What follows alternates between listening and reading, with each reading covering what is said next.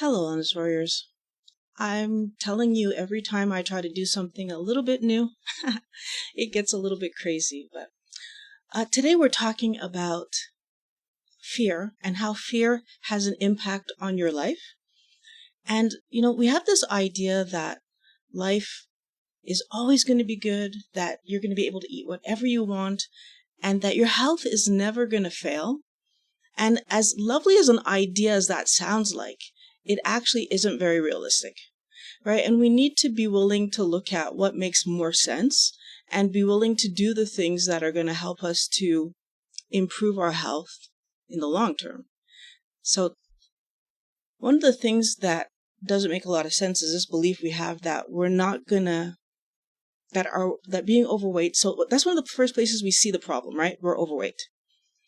And we can tell this because, our clothes aren't fitting anymore, or, maybe we get a comment from someone, or even that the doctor might say, guess what? It's time for you to do something about your health, about your weight, and it's time for you to move on and for things to change. And there's going to be physical repercussions to this. So we're going to have, I know for myself, I woke up, I felt stiff, I felt sore, and I couldn't necessarily do all the things in life that I wanted to do. When I tried to go to sleep at night, sometimes I just felt horribly. And physically, I wasn't able to live the life I wanted to live because I had so much pain. So even things as simple as stepping up on the sidewalk, I had trouble doing because of all the pain that I was living on my everyday. And for some other people, it's going to be even your ability to work, because if your work is physical, luckily my work wasn't physical, you might not be able to go to work and do the things you're supposed to do. That is a very scary thought. And it will lead people to be in very difficult situations because that affects your finances. Now, we have health issues that we need to think about. And, one of them is that if our health isn't going well, then our weight will rise and we could potentially get diabetes, heart disease, Alzheimer's disease.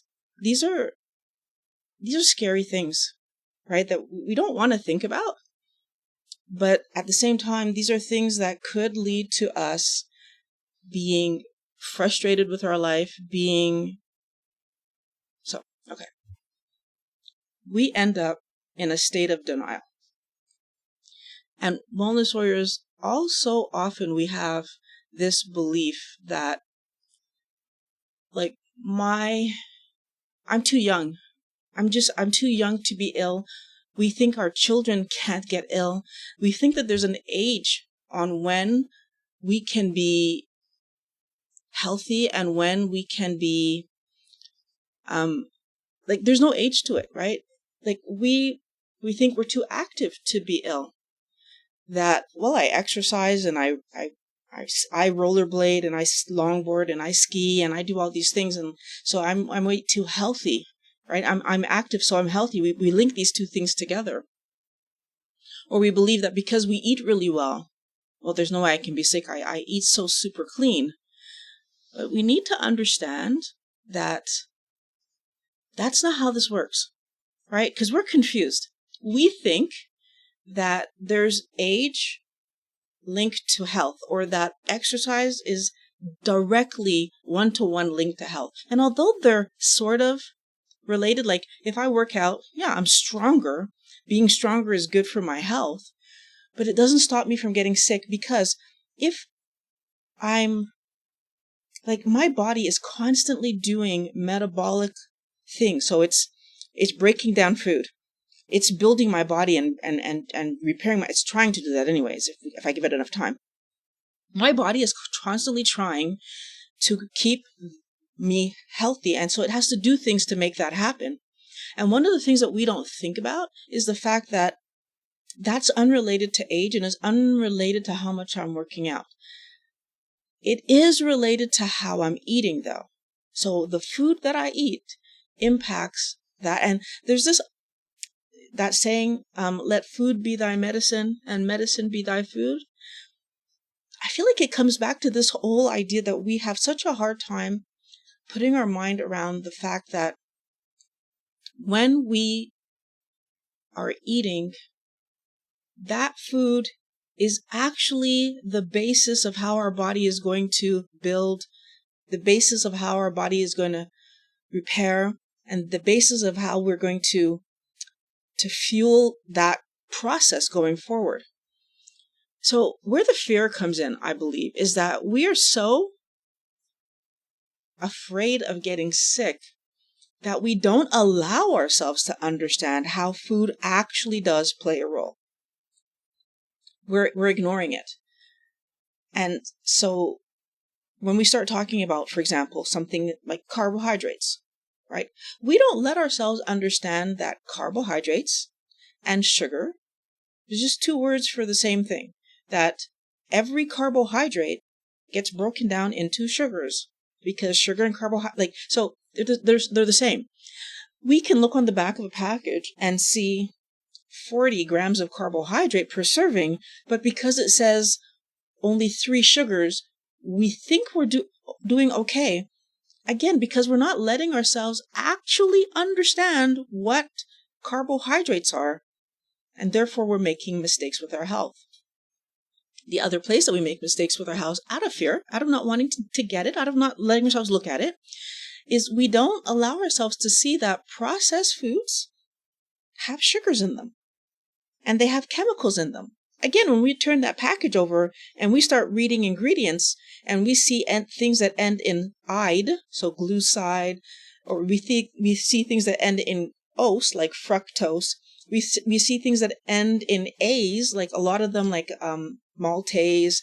And when we see some of these endings, we don't label that as sugar. Now, that's not even counting the fact that sometimes we'll see syrup. We don't realize that means sugar. Sometimes we'll actually see sugar. Okay, but then we don't understand it when they give us each type of sugar, like fructose, glucose, lactose, all those different, those are just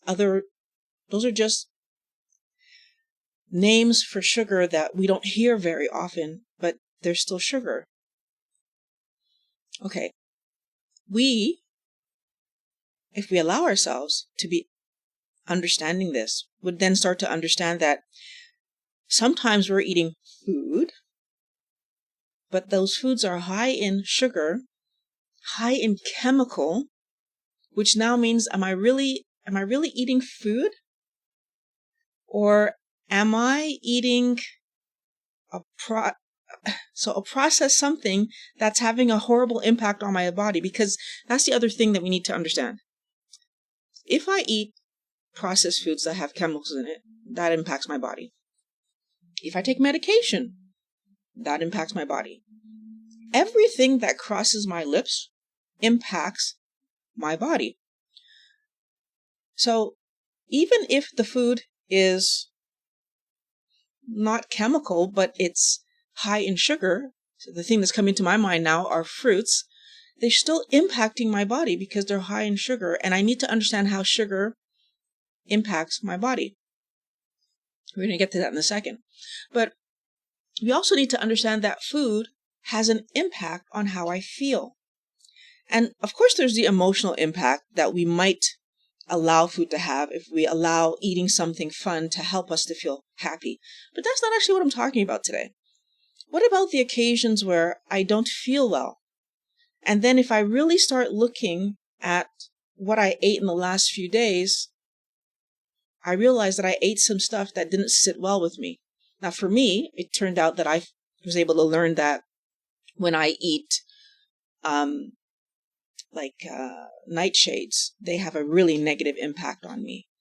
However, there's other people that when they eat other things, like, for example, nuts, those have a negative impact on them.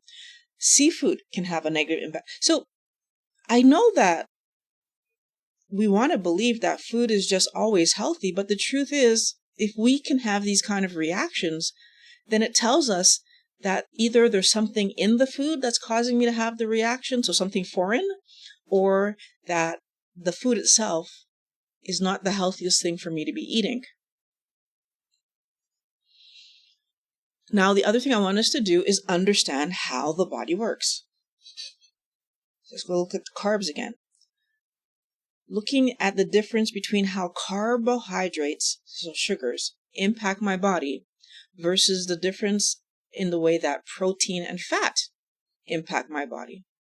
Well, in fact, when I eat carbohydrates, there's so many negative chemical things that end up happening compared to when I eat proteins and fats.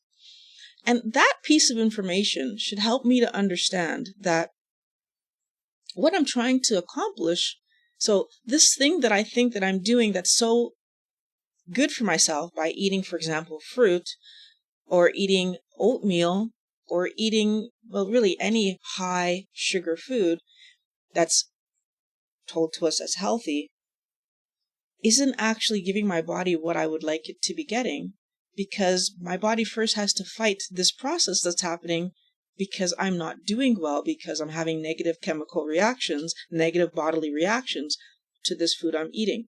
The simplest and most obvious one that most of us recognize is the fact that our weight will rise. But that's not even the scariest one.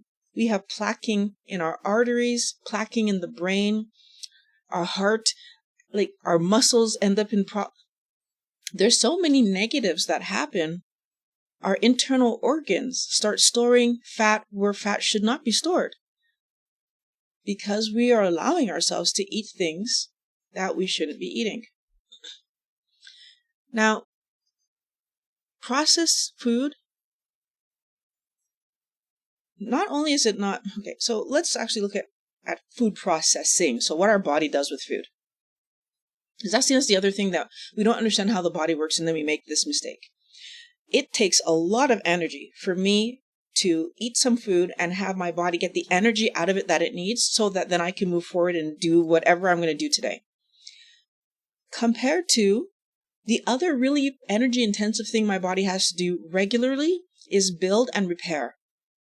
Now, when I'm allowing fear to rule what I'm doing, I'm not letting myself understand that every single day my body has repairs to do. Every day. There isn't a day that goes by that I either haven't digested something that needs to be processed and moved along, so my food processing, or, more importantly, there isn't a moment where there isn't some negative garbage internally. So, for example, proteins that were not made properly, tissues. So building like tissues, like whether it be muscle tissue, skeletal tissue, connective tissue, bone tissue, all the tissues in my body, sometimes, just like on an assembly line where you're trying to make a bunch of stuff and sometimes it gets made incorrectly, sometimes internally something gets made incorrectly, and my body needs time to clean that up. Our fear stops us from acknowledging that that's a huge part of what eating healthy, and therefore when I eat super healthy, I eat what? Less often. And eating less often opens that door for me to have the time for my body to do those repairs. This is a huge piece of the puzzle that we miss regularly. We're so focused on this idea that I'm just healthy and I'm going to be here forever and nothing's ever going to go wrong until it goes wrong. And then we're so scared, then we take these chemicals that they give us to not even solve the problem, to manage the pain, to minimize the discomfort, to move us along, but it's not actually solving the problem. And Wellness Warriors, that's where I want you to be kind of frustrated with that answer, because a lot of the times we take medications that are just there to help us stay on the planet a little longer, but not necessarily remove the issue that we're living, right? So solve the real problem. Fear stops us from doing the learning that we need to do. Fear stops us from applying what we've learned. That's the other thing that's so frustrating to me, is that sometimes I'll talk to someone and they fully know what the answer is. They fully know that eating cookies is a bad idea. They fully know even that eating fruit is a bad idea, and yet they're still eating them. Why? Because aren't I supposed to live? Aren't I supposed to have fun? Wellness warriors, I want you to have fun away from food. Because I absolutely want you to have fun. I live my entire life for having fun. How do I have fun? I play with my kids. I do lots of sports. I like to learn stuff. I like to do things that use my body appropriately and that it lets me use my mind appropriately. And if you're struggling with either of those two things, you need to reconsider using food as a way to have fun, because it's not working. It's a bad idea. I want to open it up to questions right now. And I want to see, like, what do you guys have to tell me? What kind of questions do you have? And let's say hello to Pam. Hi. I'm very happy to see you here. Dee Dee Winfrey is here. If you have questions, please put QQ before them so that I know the question is for me. I know there's not a lot of people now, but just in case we get more people in here, I'd love to have more questions. Let's see. Lola, hello. Kareen, hello. Hi, Sing It. And hello, Tammy. So let's see if we have any questions. Hello, Rhonda. In Ottawa. Thanks for joining. So the first thing I see here that looks like it could be a comment for me is I gave up meat and gluten for health reasons, and my health is amazing now. The hardest was sugar, but I did it. I'm just trying to maintain before I leave the planet, LOL. Dee Dee, I really don't want you to live your life just trying to maintain. I want you to live your life feeling amazing and doing what's amazing for you. I understand giving up gluten if you were having gluten reactions. I'm not necessarily sure I understand why we needed to give up meat. I'm just going to put this out there for you to think about, that meat is where we get the animal protein that we need to build us because we are animals. So I'm questioning if your doctor told you to give up meat. Like I'm not sure if you're saying now you're vegetarian. That's a question mark that I'm throwing out there to you. But there are certain amino acids that we just cannot get enough of from plants. So it's a question mark. I'm throwing it out there to you because I do like Wellness Warriors to really, at every stage of the game, evaluate your actions and make sure that whatever you're doing is the healthiest option. I remember meeting at the very beginning of my journey, actually doing keto. I remember meeting a lady. She has a YouTube channel. Now I can't remember the name of the YouTube channel, but it's all about fish. And she also has a really cute dog. And one of the things that we talked about in our conversation was the fact that she was vegetarian and the terrible things that ended up happening to her. And eventually she realized it was because she wasn't eating meat. Now she resumed eating meat and everything is okay. But again, it's just a question mark for me. Whenever I see people say that they're not eating meat, it's important for us to make sure we get the amino acids that we need. So Lola is saying that there's a bunch of ingredients in frankenfoods. Yeah, we need to stop eating processed foods. They're not healthy. They're not helping us. As a matter of fact, a lot of the time they're just making our health worse. There's chemicals in foods that are, they're first of all, the way they write the chemical words, like 9 times out of 10, you not even remember what that word is if you see it again later. But the other thing that I find really frustrating about the way that they make food for us, like learning through reading Dr. Hyman's book, that they're allowed to put sawdust in our food. Like, why should that even be a thing that we would consider allowing? Like this is something I don't understand. If it's at a certain low enough percentage, they can put. I mean, would any of us on a regular day just decide to eat some sawdust? No. So why should it be in my food at all? Which I find very frustrating. But frankenfoods is a great way of calling this, because I do feel like they just take all their time, energy, and effort in trying to make foods hyper palatable, which is their cute and fancy way of saying inducing cravings and forcing us to eat it. Like we can't stop eating it.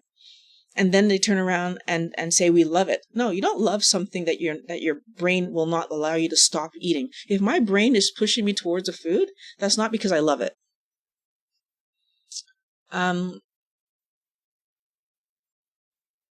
So let's see. Does anybody else have any questions?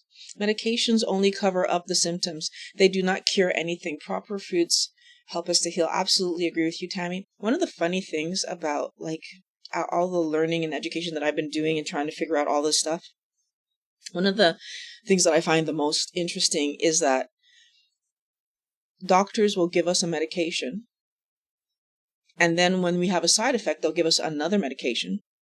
And then when we have a side effect, they'll give us another medication. And at no point are they saying, oh, well, maybe we should pull away some of these things because maybe like you need to just learn to live with the side effect because otherwise we're just going to keep giving you more and more. And I've met people on more than 10 medications because they just kept getting side effects and they got given something else and side effects. And it doesn't make sense. It really doesn't make sense. And I feel like if any of those people would have been told at the very beginning of that trajectory, well, you know, I can give you this medication for this side effect, but it's only going to cause another one, and you're just going to end up on multiple more medications if we do that, they probably would have said no at the beginning and just tried to figure out how to manage that feeling some other way, or that negative some other way. And I feel like I wish doctors were more transparent about the fact that a lot of the stuff that they give us isn't solving the problem. It's masking it. Because I think we would make different decisions. I think we would do different things. Wellness Warriors, can you do me a favor and like the video if you haven't done so yet? It really does help. Let's see. So we do have a question from Rhonda. Violet, I understand about not obsessing with food or making it fun, but what do you actually enjoy eating? LOL. I know you hate cooking.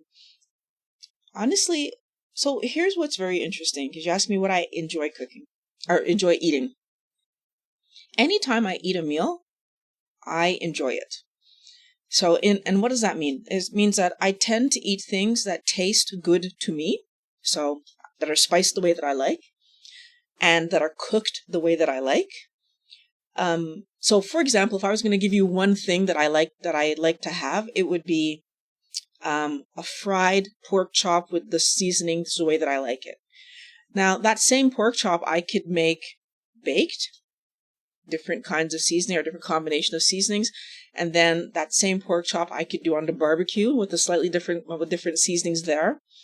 And if I was going to have it, I could boil it, and the seasonings would be almost the same as when I fry it.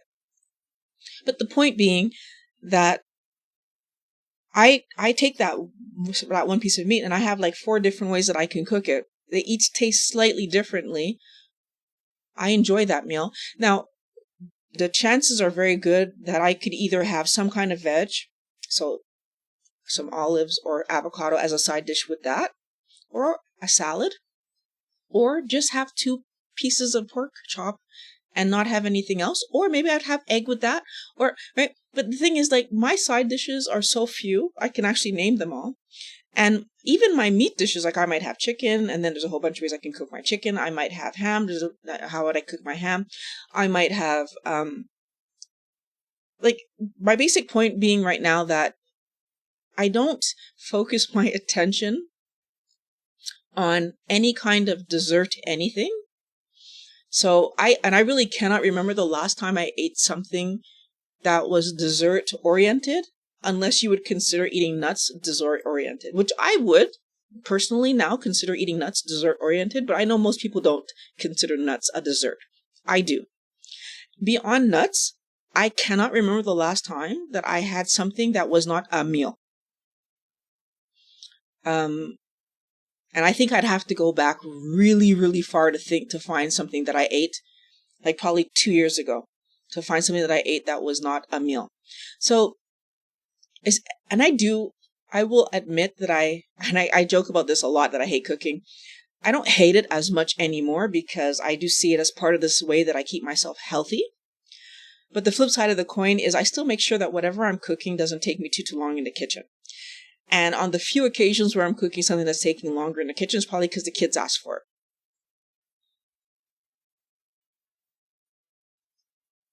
it. So Tammy says, don't take organic as a safe haven with packaged foods, because I've seen oh my goodness.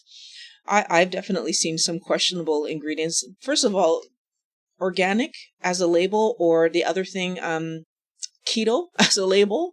I've seen something labeled keto, and then I look at the amount of carb in it, and I'm just like, how is this keto? But so we're going to go into this topic, but okay. What's frustrating is that marketers and companies will say that something is something just because they know it will sell. And how are we going to verify whether it is or isn't? There was one really famous keto product. It was a cookie. And eventually it was come to find out that all the chocolate chips in the cookie were absolutely normal, off-the-shelf chocolate chips that you could buy in any grocery store, not sugar-free, nothing to do. And yet they were claiming that everything was sugar-free, and right? So you have to be careful. And even in that claim, their packaging was misleading to make you think that there was less carb in the product than there actually was. And we need to be careful, because sometimes people want to make money. Sometimes. Most of the time, people want to make money more than they want to help their fellow person be healthy. Wellness Warriors, you could see here, I'm like, my focus is helping you to be healthy, right? Like, that's where my eyes are. And I think the more people that we can help to be healthy, then the better we're going to be as a society. We're going to be able to do what we want to do. We're going to be able to interact better. We're going to be able to fight off disease better. Like, all the things that come along with having a healthy body that we don't get to engage because we're sick, or I should say most of us are ill. And what's really frustrating is a lot of time we're ill and we don't even realize, because we're so used to feeling this way. Like, I was so used to my joints hurting that until I pushed myself, I didn't really notice. When I pushed myself, I noticed it. But for the most part, I didn't really know that I was in so much pain, because, like, again, I got used to it. And I feel like this is something that for most of us, like, once you get out of it, you can't go, like, well, you can go back to it if you do it this slowly. Luckily for me, anytime I eat something that's off plan, like, it's really fast, right? And I know right away when I've eaten something off plan, because I feel horrible. And in that feeling horrible is like, I realize, okay, like, that's why I don't even do it anymore. That's why I eat meals. I like being able to run around. I like being able, if my daughter says, oh, let's go skateboarding, that I can go with her, or let's go longboarding, I can go with her. Let's ski this weekend, I can do that. Like, I like not having to wake up the next morning in pain because I did something yesterday, which was my life. And part of it I got used to, but the parts where the next day I was in pain, I did notice that. But in my mind, there was no getting around it, because all the sports had ruined my joints, is what I thought. In fact, that wasn't the truth, but it's what I thought. Mandel, Harvey, how are you doing? Heard a preacher line yesterday. Good food is medicine. Bad food needs medicine. Hello, John Boston. So you're just, an update. Doing okay on my diet, but sticking to 20 grams of carbs all the time is a struggle. How did you stay focused day in, day out with less than 20 grams of carbs? Okay. John, one of the main things that I did was focus my attention on eating meals. I really think that, like, when we allow ourselves to snack, then of course we snack more and more. And it's hard for us to see where there's a connection between these two things, because I think first of all, we've grown up eating this way, right? We've grown up that anytime you're hungry, just go to the kitchen and eat something, which I'm not necessarily saying I don't want you to eat when you're hungry, because that's not what I'm trying to say. But what I'm trying to say is, what happens if every single time I eat, what I eat is healthy? And if I, again, using that information that I know you all have, if every time I go to eat, I'm having it in my mind, I'm going to eat healthy food, then I do that. That's not a struggle, right? Because I'm just doing the good thing that I've taught myself to do. But if every time I go to the kitchen, I'm like, oh, I can't have X and oh, I can't have Y because I'm focused on these things that I can't have, it's going to be more of a struggle. I like feeling good. Like I like my hip not hurting me. I like that my joints don't hurt me anymore. I like that I can pick up heavy things by myself again and move things around, and I like that. So Lola says, I think fear affects our health when we are too scared to address symptoms. Yep. I think when we do end up going to our doctors, many of them don't understand keto. Yes. So both of those things I say yes. Although I do feel, at least luckily for me, since beginning my keto lifestyle, and since really allowing myself to pay attention to where my aches and pains come from, where my indigestion comes from, where all the negative things, my cramps come from. Like when I started to really pay attention to how the way that I eat was impacting the way that I felt, and how the way that I eat was impacting the way that my mind was functioning. So like how clear my mind was and how my thinking. And when I allowed myself to really start making those links, what I did notice is that eating this way was helping me to feel better more off of the time. So I can honestly say I can't remember the last time I didn't feel great. Although I had a headache, I can't remember when it was, but it was a few weeks ago. It was like the first headache I'd had in probably a good few months. I kind of put that down to sleep, which is the other thing that you really should try to do regularly. And like sometimes I like to stay up late doing things. And so, but I feel like our food is such a huge impact, because what we don't think about, but I want every wellness warrior to think about, is this. So if I'm eating what's good for my body, so I'm putting the carbs down and I'm eating protein and fats and the low glycemic vegetables that I'm going to allow into my diet, then my body has more time to do what it needs to do, because I'm going to be eating less often. So then chances are good, even if you're doing 2 meals a day, there's still a small amount of time in there every day that your body can dedicate to cleanup. I encourage you to try to give your body more time for cleanup, but we will do what we're able to do. I can tell you, it's funny because just the other day, Pat told me that, like little things on me that I was like saying, I hope one day the autophagy is going to kick in and he's like, you know what? I'm already seeing it. A little bit less loose skin, a little bit like he's saying, it's kind of interesting, but I feel like it's already happening, which this is something that I was thinking was going to take 10-ish years. And he's saying, I'm kind of already seeing it. And I mean, we went back and forth on that. But I feel like the point that I'm making right now is that doctors not understanding keto, I don't believe that's the case. I don't believe that doctors don't understand keto. I think logically, if they were to stop and do the smallest amount of research, they would totally understand keto.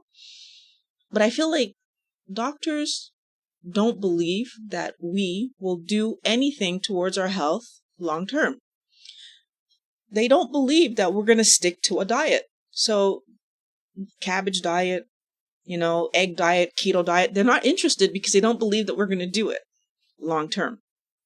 For those of us who have, I do think that the doctors are impressed that we've been able to lose the weight and maintain the weight loss, but they're still not interested enough to question how we're able to do it, because the flip side of the coin is, and this is something that most people don't think about, many doctors see that other side of the coin. They see people who are severely undereating. They see people who are willing to do whatever to not gain an ounce. So when you're looking at both sides of the spectrum, it's not that impressive, right? Because it just seems like you're either on one extreme or the other.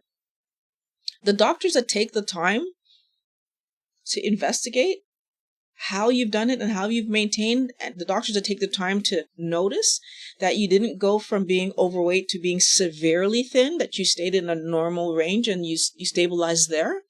I think those are the doctors that become more on board. Those are the doctors that ask more questions. But you actually have to pay attention. And I do feel that sometimes we get used to hearing the negative story the same way that we get used to running away from the negatives. So if I'm the doctor, it's like, oh yeah, you lost the weight, great. And I have so many other people waiting to talk to me that have horrible things going on. I might not be giving you enough time to explain to me, how did you do this? Because I think that you are, you're the exception to the rule. Because I really don't believe that everybody's going to do what you did. But it's because they're not taking the time to figure out what we actually did. Long answer, I know, but that's the thought I have.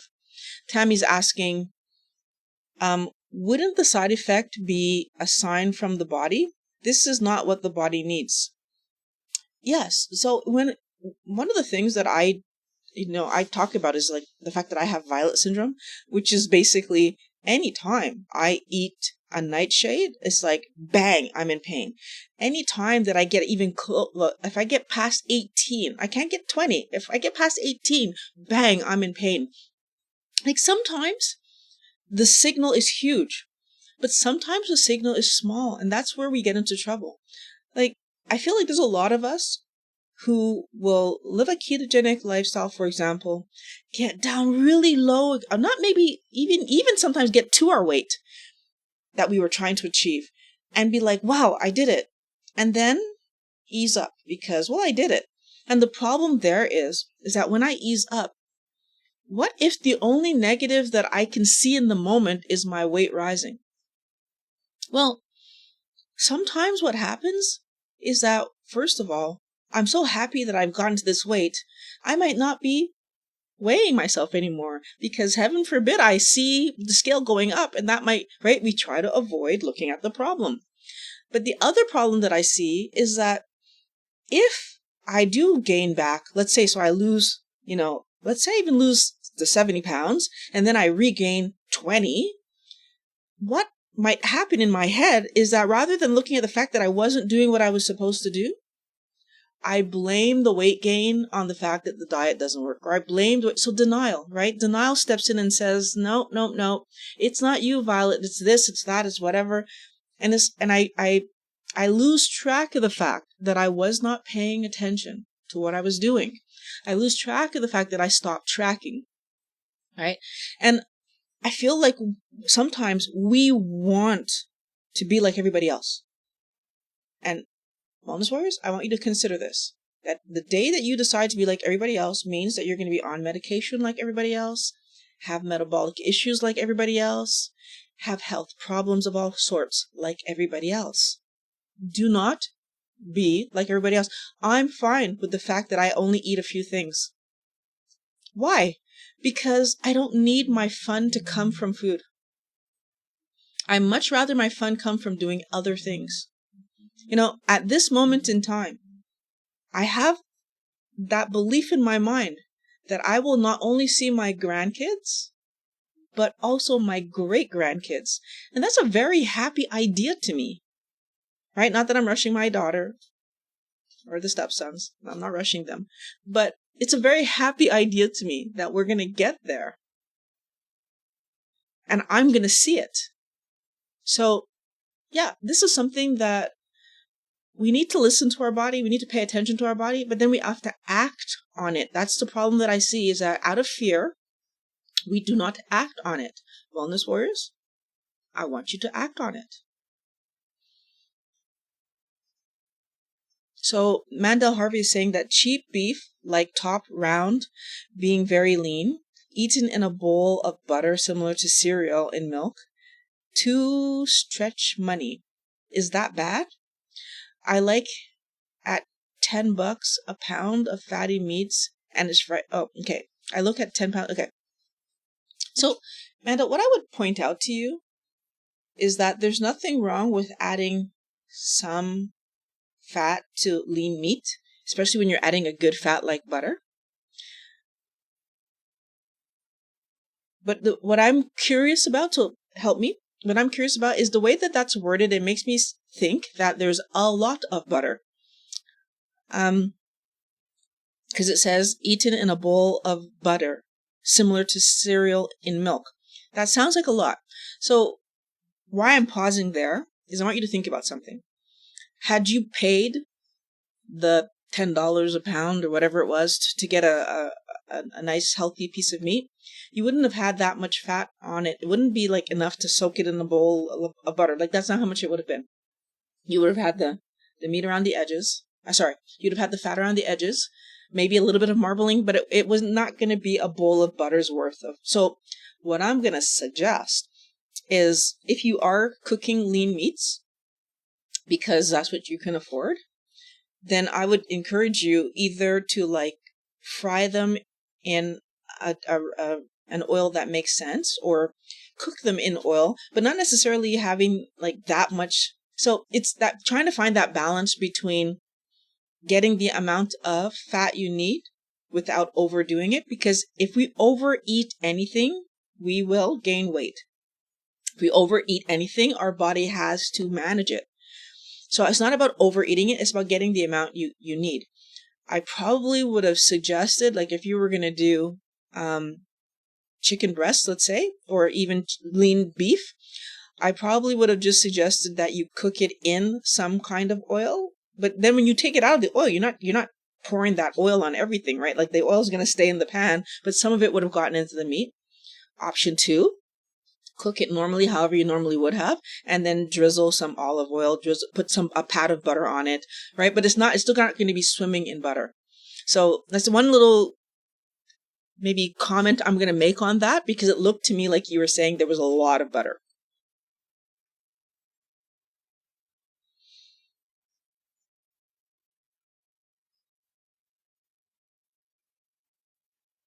So Rhonda says, you are eating dessert-free OMAD, but let's face it, that's pretty draconian for most people. I think if you're eating 1 meal a day or even 2 meals a day like me and staying below 20, you're on the right track. So Rhonda, what I'm going to say, because I like the idea that I'm being draconian, what I'm going to say is that, like, the question was, what do I do? And the truth is, the number one reason that all of these sweet things got taken out of my diet is because I pay attention to me. And I feel like the thing that might happen to a lot of people, because they're not necessarily paying attention to how their body is actually reacting, is that we end up allowing ourselves to eat things.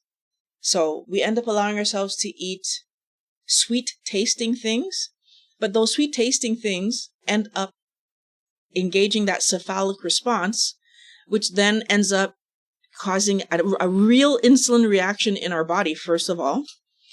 And that real insulin reaction in your body is going to push you towards hunger, is going to push you towards all kinds of other things that we don't allow ourselves to see in the moment, because eating this thing is fun. So that's part one. And I noticed that, honestly, because I drank a diet soda between meals. That was the one thing that I did that allowed me to notice that I was actually having that cephalic response. Now, most people are eating between meals and not realizing that the only reason that they're craving these things is because there is maybe a little bit too much sugar happening in your day. Okay, that's part one. But part two is, it's not draconian if I don't want it, right? Like, I'm not telling anybody to do this. The question was asked of me, what do I have? And I told you the answer. And I feel like I got here slowly over time. Right? I didn't go one day to the next having zero snacks. I started off my keto journey, as I've mentioned many times. I have made keto bread, and I have made replacement noodles, and I've made peanut butter cookies. Was one of my favorite desserts to make back in the day. Peanut butter tart, chocolate lava cake. Like, I've made all of these things. And the truth is, even as I'm talking about them right now, I have zero desire to have them. And a lot of that is because, A, I haven't had them in a long time. So there's no, I don't have that feeling of, oh, I'm missing out. And that's the other thing too, is I need you to understand something, Wellness Warriors. If I do not eat something, then I don't miss it, right? Like most of you are not missing, what's a food I could tell you? I'm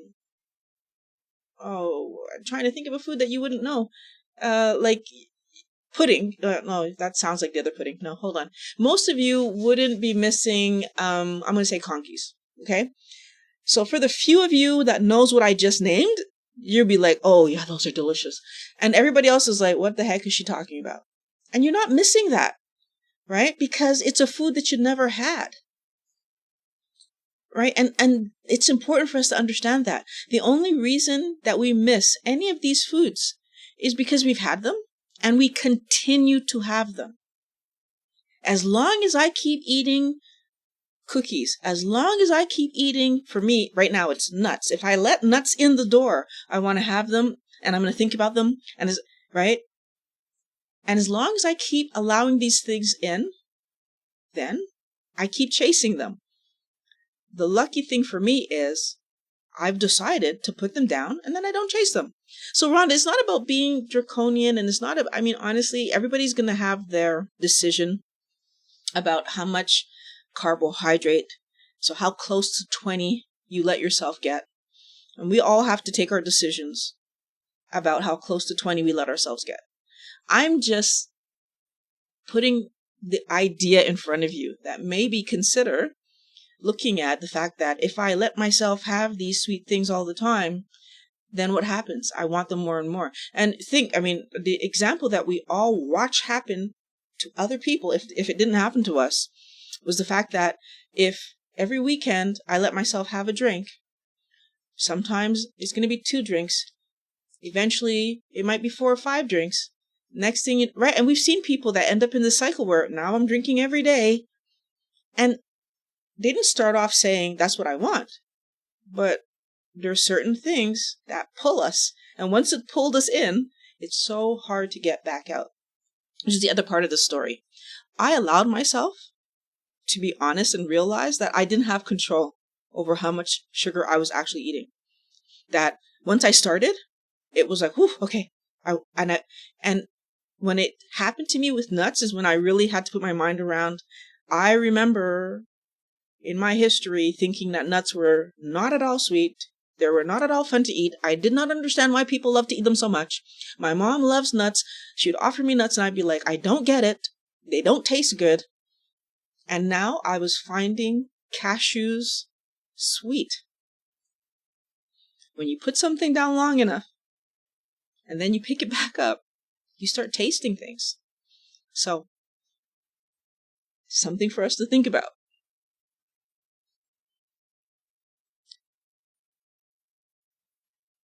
So, are there more questions? Pam is saying that her doctor is very close-minded.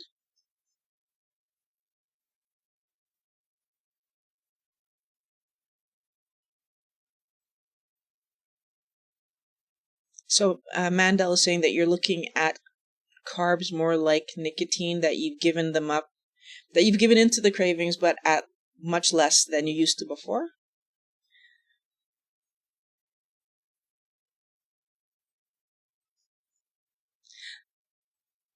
Okay, so Rhonda's talking about the fact that doctors are not educated on nutrition in school. So I will agree that I don't think that nutrition is focused on enough in school on any level. I know now in the high schools, they're starting to do education here in Canada, that they're teaching our kids about food, but of course they're teaching them the wrong things. So that's frustrating to me. But I do believe that there is a lack of information being shared about how food impacts our health. And I do believe that doctors do need to kind of go back to basics when it comes to understanding how food impacts our health. Because I wouldn't say that doctors have no information, but I feel like they don't take the time to truly look at all the information we have about, for example, insulin and what triggers it, or all the information we have about all the hormones and what triggers what. And then going now to someone who's suffering something in their life and giving them good quality advice about how they're going to manage what they eat to manage their health. There's lots of people with different opinions on why doctors don't invest in this. There's a part of me that feels that it's a bother to do. And that's part of the reason it doesn't get addressed more, because in order for me to do this, I have to take time away from seeing clients to go and educate myself about food and how, right? So it would take, would it take a doctor a lot of time? Probably much less time than it takes me, but it still would take away from the time that they should be seeing clients. That being said, I believe in Canada, doctors have to keep up their accreditation the same way that psychologists do and other professionals do. And so I believe in Canada, if a doctor decided that part of their accreditation that they wanted to do was going to be towards understanding biochemistry and how food impacts, I feel like that would be possible. So I'm not sure why more doctors don't do that. But again, maybe it's because they don't think about doing that, because there's other things that they're much more interested in learning about when they go to do their continuing education. It's possible. That's one possibility. But it would help us a lot if they did it.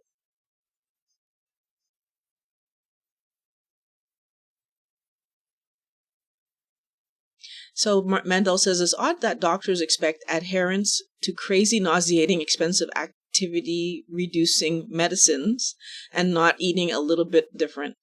It is odd, and yet that's the answer that, I remember at one point. So when I was overweight and I went to see my doctor, and the doctor actually said, well, I could tell you what to do, but the question is, are you going to do it? And it's funny because what he was telling me to do was the same garbage: eat less, move more. But even the fact that he thought that I wouldn't do it just speaks to what I'm saying, right? And the truth is, I could tell every one of you wellness warriors, just do not ever snack ever again. Do what Violet does. And like 90% of you are not going to do it. So there's some truth in what's being said there. I know that to be the case.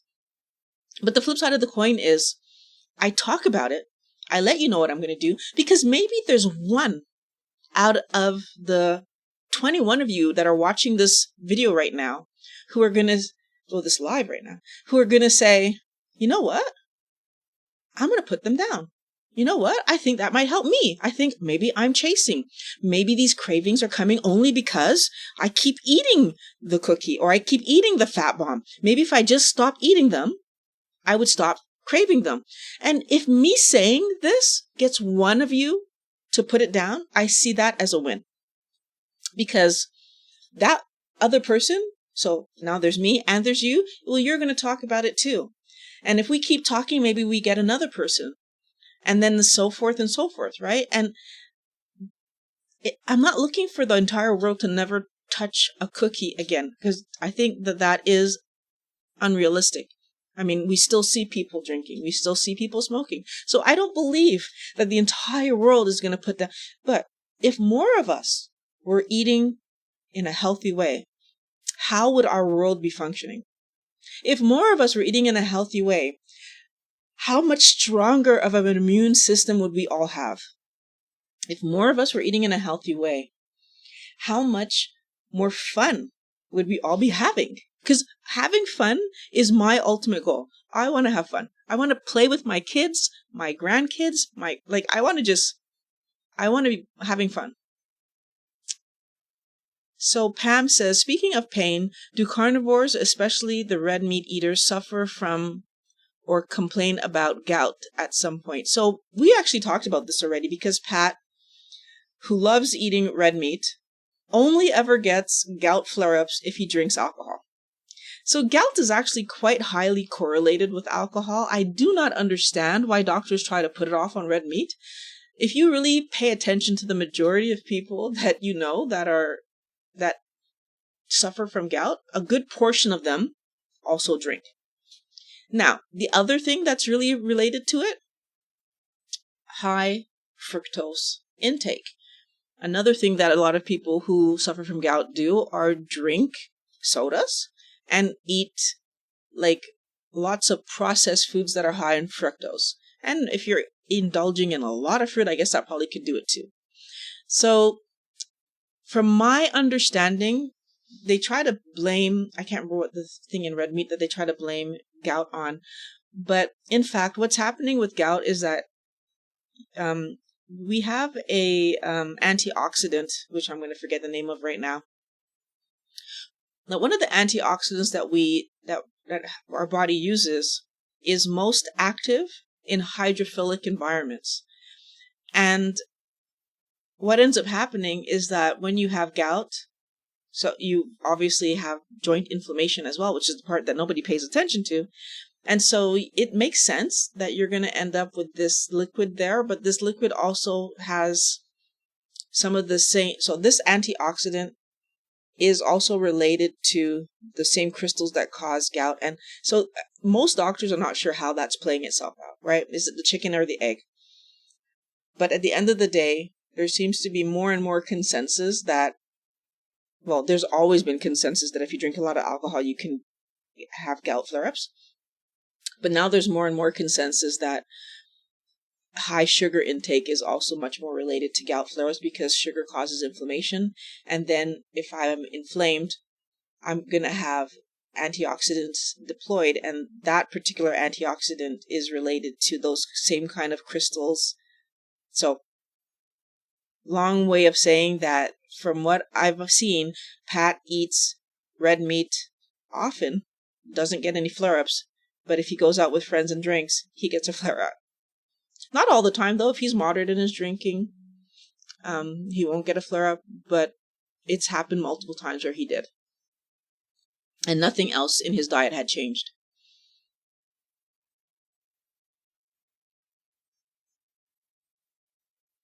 So Mandel is answering me. He said, usually a couple of pounds of meat cooked in tallow, but it comes out dry. Usually a couple of pounds of beef to a stick of butter.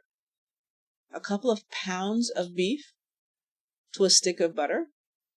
Well, again, Mandel, like I said, my comment was more based on the fact that you said it was like cereals, which made me think that that was quite a bit of butter that you were talking about. You need to judge what you're doing. If you find that you're having, well, I can imagine that would impact your stool, like rushing you to the bathroom. So if that's happening, I probably would cut back on the butter. And if you notice that you're gaining any weight, it might be an indication that you're having too much butter. I mean, other than that, butter's, relatively healthy to have. So it's not like I'm not worried about you eating butter. I'm not worried about you eating beef. I'm just kind of wondering about the amount of butter, only in the sense that excessive amounts of fats, so excess of anything helps us to gain weight. Excess of anything means my body has to deal with it. I say that all the time because it's just the reality.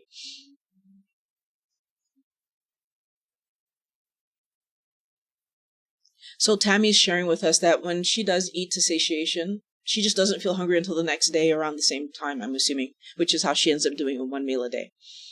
And I will also say that when I began doing one meal a day, what I was doing, because back then I was still allowing myself to have some of these desserty things. And what I was doing though is that in that one meal, if I was going to have a cookie that I had made, or if I was going to have some kind of like some nuts or something, actually it was usually nuts, but so occasionally I was making cookies for the kids and I might make myself a few of the keto version. And if I was doing that, it was happening at the end of my meal. So I wasn't having anything between meals. And then of course that just fell away over time because I stopped making those things.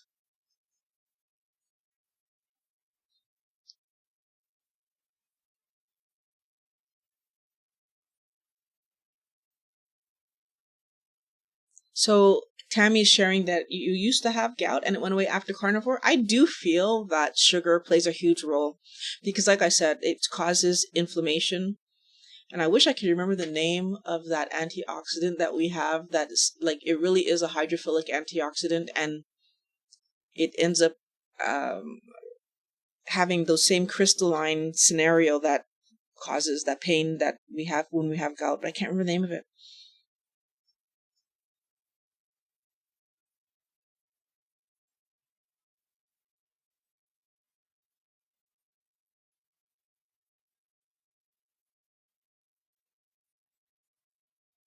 Oh, we're getting some cooking instructions for Mandel. I hope some of this is going to be helpful for you, Mandel, because it's going to allow you to maybe make a few different changes.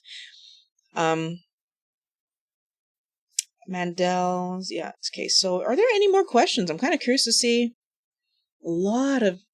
I'm so happy when I see you guys trying to help each other in the comments.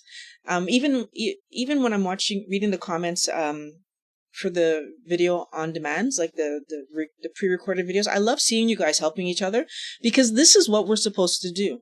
All right, I'm still working on trying to find a place where we can have a community where we could talk openly without like fear of like people saying things that are not nice. So I'm working on that. But I love seeing this, because I feel like the only thing that really blocks a lot of us from doing what's healthier is knowledge. And knowing that there was somewhere I could go and have a chat. And thank you, Pam, for the uric acid. Yes, that's what I was trying to remember. And now if you remind me which antioxidant it was, that'd be great too. But like, I feel like us having a place where we could have a chat and feel free to say what's really happening without like trolls coming in and saying negative things to us, I think that'd be so lovely. So I'm working on it. I want everyone to know that I'm working on it. But uric acid is the acid I was talking about. There's an antioxidant that we make. Actually, I think it is uric acid. So here's the funny thing. That's what it is. Uric acid is an antioxidant that our body makes. And at the same time, it gets blamed for our gout flare-ups. But, you know, after talking to so many doctors and like even looking at what Pat was going through, it kind of occurred to me, I think it's the opposite. I think that uric acid ends up in those joints because they are so inflamed. And what's causing the inflammation is actually sugar. But then uric acid gets blamed for the gout flare-up, which I think is kind of the same idea where they blame cholesterol for our poor health, when cholesterol is a way that our body sends necessary helpers to different parts of the body, inflammasomes and all those other things.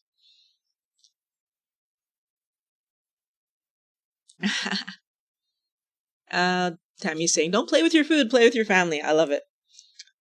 Let's see. So depending on where we live in the world, obviously the food prices are going to be different. And it's hard because when you're trying to do what's healthiest, but then the finance is getting in the way, we think that going cheaper is going to help us. I will say this. Even though I eat mostly meat, my food bills are less. Because that one or two pieces of meat. So I have one piece of meat if I'm having like some kind of salad or bigger piece of bigger veg. I have 2 pieces of meat if I'm having no veg or if I'm having it with eggs. And I will say, and the whole thing there is just that when you eat carbohydrates, it's interesting how when you eat carbohydrates, you feel like eating more. And it can push you to eat too much food. So whenever I'm going to have any carbohydrates on the plate, I try my best to make sure that the meat on the plate is like more reasonable, because I know that eating this, I'm probably going to end up eating a good portion of it. Not always. I don't always finish my veg, but if I do finish it, I want to make sure that, again, I never go over my 18 and I don't end up chasing. And so I try to set myself up really well. But when you're talking about the finance portion of this, by letting myself eat a bit more meat, and especially when I did that carnivore challenge, it really did open my eyes to this. But I was already sort of doing it sometimes before. But what you start to notice is that, first of all, you get satiated. So those 2 pieces of meat, even if I have some eggs there, sometimes like you get satiated. You're not chasing more food, and I'm good like through the night. I'm good till the next day. Like I'm super good. When I have a piece of meat and veg, I could feel hungry at some point during the day. It's not like a hungry like, oh my goodness, I need to eat food, but there's this kind of like little, I could probably eat something, yeah? But it goes away really quickly. Versus me making it really till the next day without even blinking my eye that, and a lot of the time I end up eating that meal the next day because it's time, like, you know, like if I don't eat now, I'm not going to eat tonight, whatever. I'm a little peckish. Okay, I'll eat. But I'm not hungry, like hungry, like I'm, versus by the time I get to my meal the second day after eating veg, I'm hungry.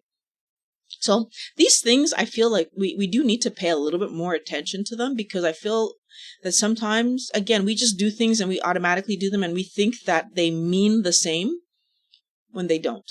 Like, so what I mean the same, like, we don't notice that when I eat veg, my hunger signals the next day are different than when I don't eat veg.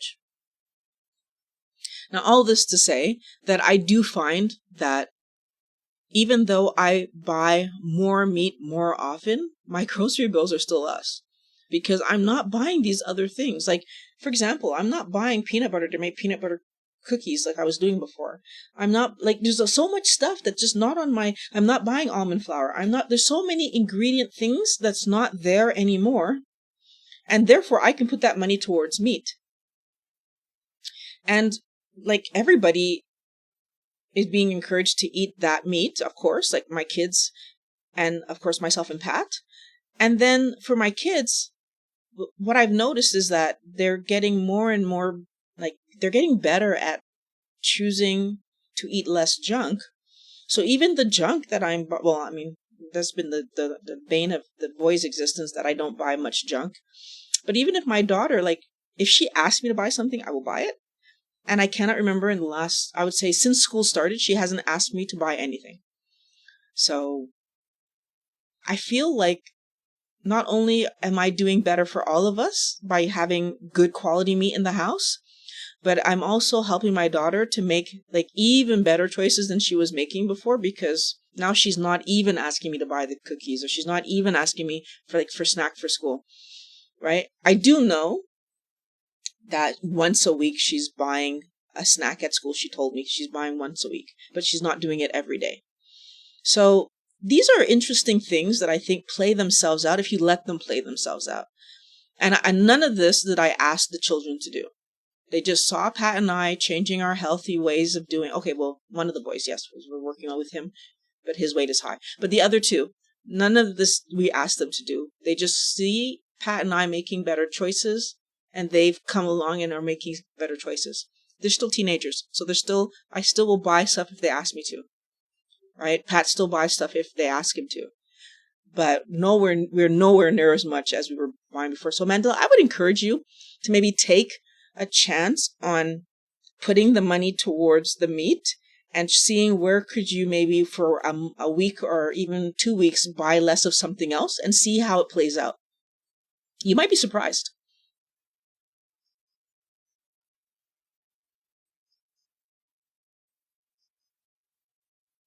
So is there any more questions? Let's see. So how many grams or calories of healthy fat would be a lot? I've heard a gram of protein a pound.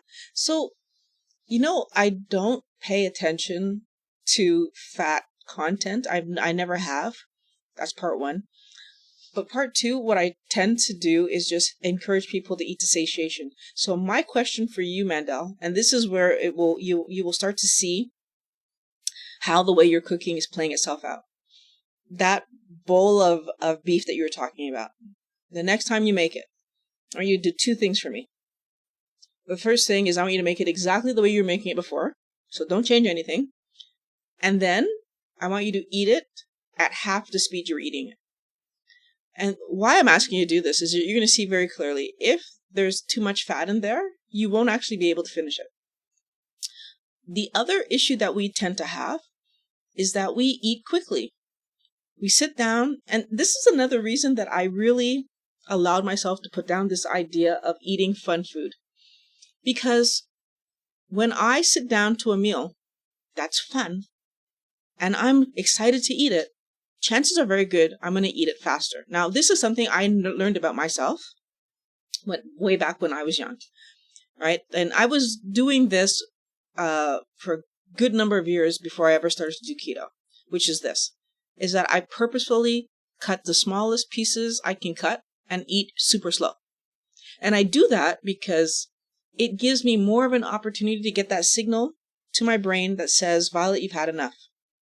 Now, even with doing that, I was overeating, eating a standard American diet, because there's other signals happening in the brain that's saying, get those carbs, get those carbs, get those carbs. But now that I'm doing keto, it really has been paying off, because eating slowly does help me to see, like, seriously, when I'm satiated. So Mandel, my question to you is, would you complete what's in that bowl if you were eating it slowly? And I mean, like, slowly. Like, instead of taking a forkful, I would take a quarter of a forkful, chew that completely until it's like pulverized in my mouth, swallow that, take a sip of water, and then keep going. Like, I mean, you don't have to drink a lot of water between, because that might skew the results. But I would make sure that I'm doing a quarter of my fork and chewing that till pulverized before I move forward on the next bite. What's going to happen? I have the feeling that if there's not too much butter, you're still going to finish the bowl. If there's too much butter, you're going to struggle to finish that bowl, because now your brain is going to have time to send the signal up to say, oof, we're done. That's too much, right? So, and the other question you have to ask yourself, though, that could impact this is, if you're the kind of person that eats till full, till stuffed, that's another piece of the puzzle, because then even when you're getting the signal that you've had enough, you're still going to keep eating. So if you do that, then I want you to pay attention to when you felt like, I'm actually not hungry anymore. And the question is, do I keep eating that bowl of, right? So these are important things for us to think about, because it has a huge impact on our health. It has a huge impact on our body's ability to metabolize the food we eat properly, and have enough time in the course of a day to clean up, to have enough time in the course of a day to repair our body and to build structure that needs to be built.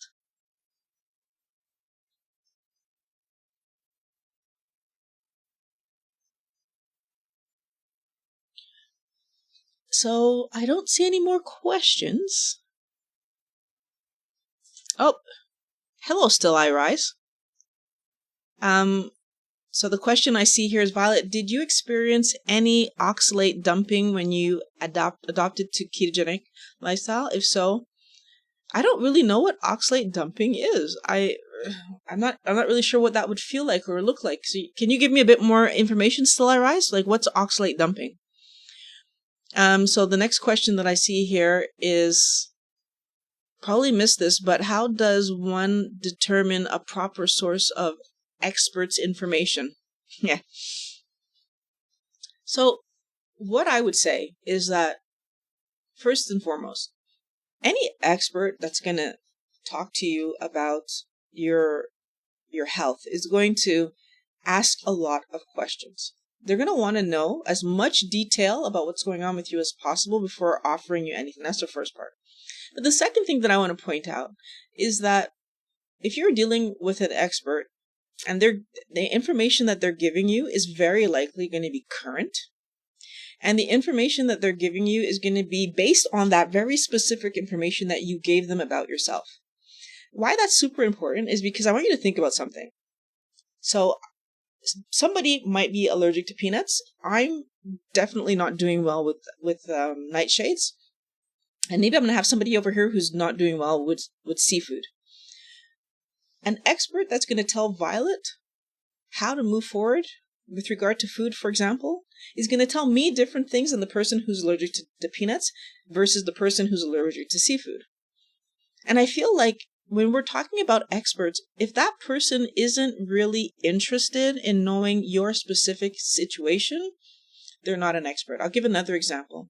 When Pat went to see the nutritionist for our boy, and the nutritionist took the time to gather all that information from both Pat and his ex, and then use none of that information in writing out the meal plan.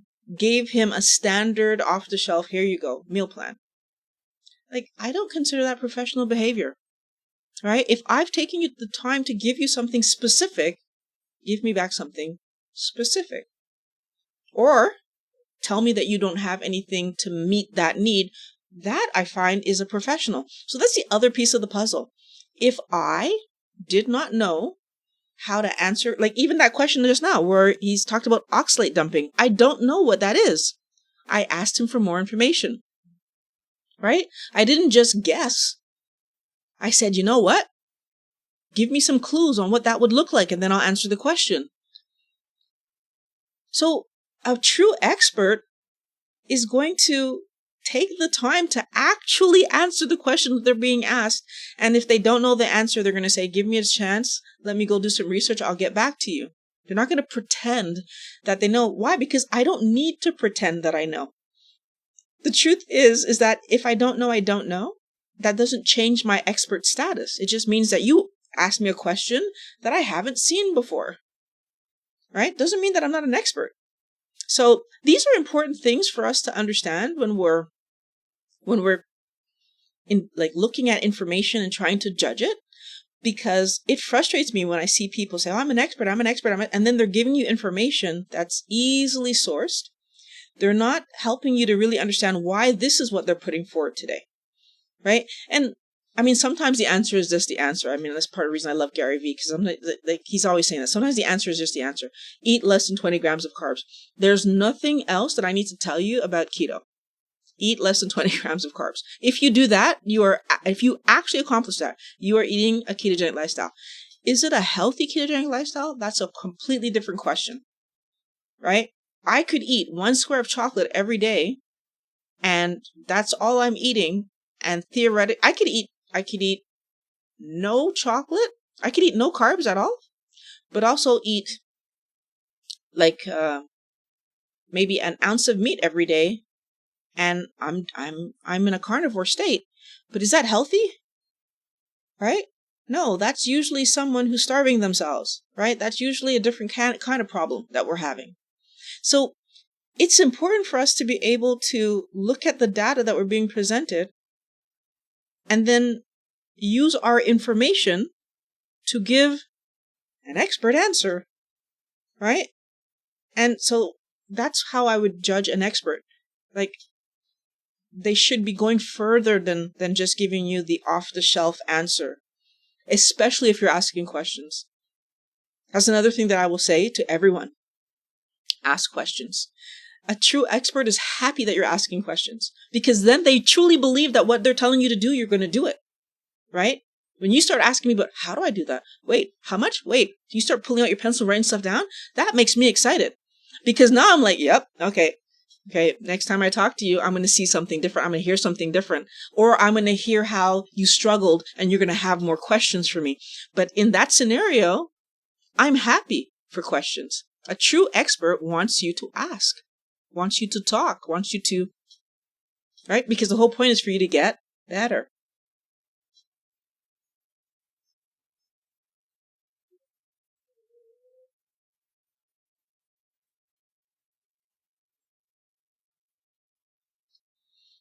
So I don't see any more questions.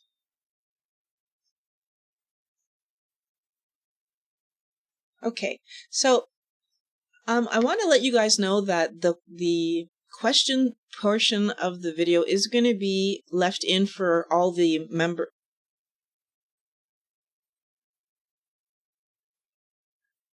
Thank you, Still Eyes. I will look that up. So I want to let everyone know that the question portion of the videos will be left up in the members area. For purposes of YouTube, I cut out the question period so that the video can perform appropriately. The video will be up, though, for a few hours for anyone who didn't have a chance to watch it all the way through. So hopefully you can take your time and rewatch any sections that you need to watch. Wellness Warriors, I'm always so happy that you guys come back. And everybody who's new, welcome. Ring the bell so that you can get on the road to health. Subscribe, of course. I love making these videos for you guys, and I really can't wait to talk to you all again next week.